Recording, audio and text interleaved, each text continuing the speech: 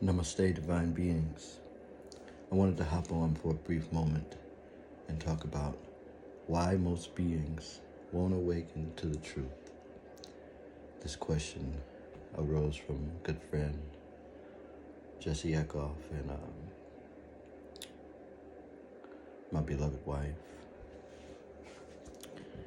Okay, it is because from the very beginning, consciousness arises, right? Walking the planet. And out of confusion, it identifies with objects.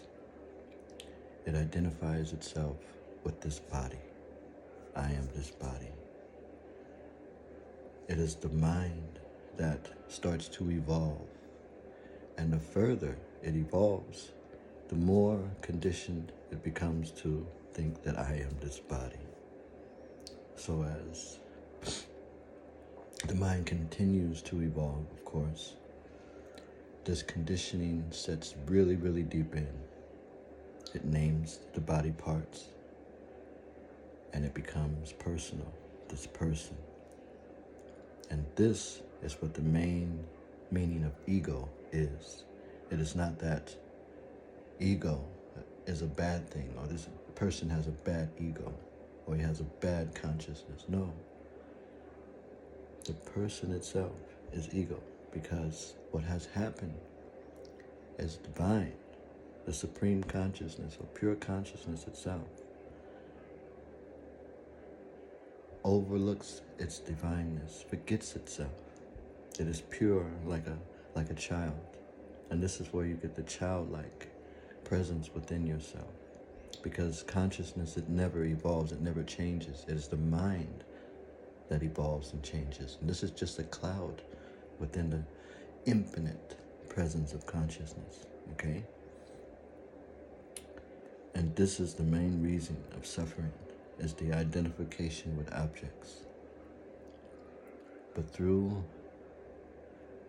God's grace itself, there comes beings we call the guru, or spiritual leaders that have overlooked the mind and see the world as I am. Allowed to say, I wanted to say as it is, but there's no person seeing the world as it is. You are seeing the world as I am. The I in you, this is consciousness. It is not a person. But like I said in the beginning, consciousness overlooks its divineness, its infinite presence, and becomes something finite. So it's like consciousness collapses within itself in order to become worldly-like. But then to remember itself, oh, it's such a beautiful, beautiful experience, because the person itself is the one that needs to be dropped. Because nothing exists on its own, you see. And that's the problem, is that when consciousness identifies with objects and persons, with objects and things, it it thinks that it is its own presence, its own identity. And that's where the confusion and the illusion of consciousness comes into play. Also time and future and past, because it sees these things and it measures things out and figures, okay, time exists, the sun comes up, we get to calculating how many times the world spins around. And all this brings much confusion and total conditioning to what we call time, past, and future. But that's a whole nother subject. The reason why beings will not awaken to the truth is because of this identity. Yes, and that is the main fact, and that is the main fact of suffering also. So like I said in the beginning, this must be dropped. It's the idea that I am separate from God. You see, nothing is separate from God. And once you realize that, and that nothing is personal, and all is the expression of consciousness only, the weight of suffering and the fear of death, it all collapses and you become fearless. All that judgment, that only comes from the mind.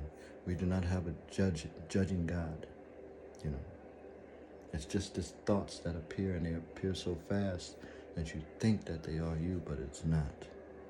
So to carry this message out to others is to know that God is everything. Everything is done by God's will and God's will alone. It is God's manifestation, not the person. All is the infinite, no matter what it is, because nature is not always nice, baby. Nature is not always nice, but yet it springs about so much beauty within it, and you have to see it as I am, as it is, because all is yourself, you see. Everything is made of consciousness, you know. You would say the things that don't have consciousness in it is matter, like. We can leave it at that. But all beings in which share the same essential presence, and that is the sense of I am. That is what you are, the sense of presence, in which is consciousness.